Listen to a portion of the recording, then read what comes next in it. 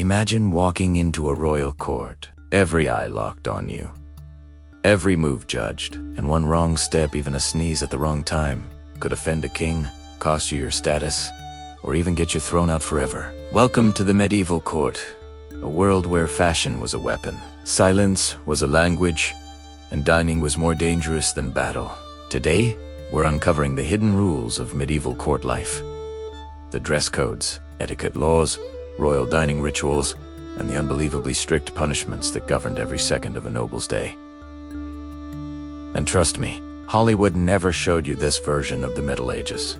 Medieval courts had etiquette guides thicker than most holy books. You could not speak before spoken to. You could not turn your back on royalty. You could not laugh too loudly, and you absolutely could not appear bored, even if the ceremony lasted 9 hours. Court life wasn't glamorous. It was a test of endurance, discipline, and flawless self. Even something as simple as yawning, stretching, touching your face, or shifting your weight too often was considered disrespectful. But the most bizarre rule, sneezing. Sneezing during a royal announcement or prayer was a severe breach of etiquette. People could be reprimanded, fined, or temporarily banned from court. Some nobles carried perfumed cloths, not to smell better, but to forcefully stop themselves from sneezing. Clothes in medieval courts weren't just fashion, they were rank, privilege, and political strategy. Certain colors were forbidden. Only royals could wear deep purple. Only noble families could wear ermine fur. And if you wore a color or fabric above your status, that wasn't a fashion mistake. That was a crime. Guests often spent hours choosing outfits because a wrong sleeve length, a leather belt instead of silk, or even too much embroidery could be interpreted as an insult to the crown. But the strangest rule, your shoes. Pointed shoes were a symbol of wealth. The richer you were, the longer the point. Some nobles wore toes so long they needed to be tied to their knees with silk cords. Imagine trying to walk politely in front of the king with that kind of footwear. A medieval court banquet wasn't a meal. It was a battlefield of manners.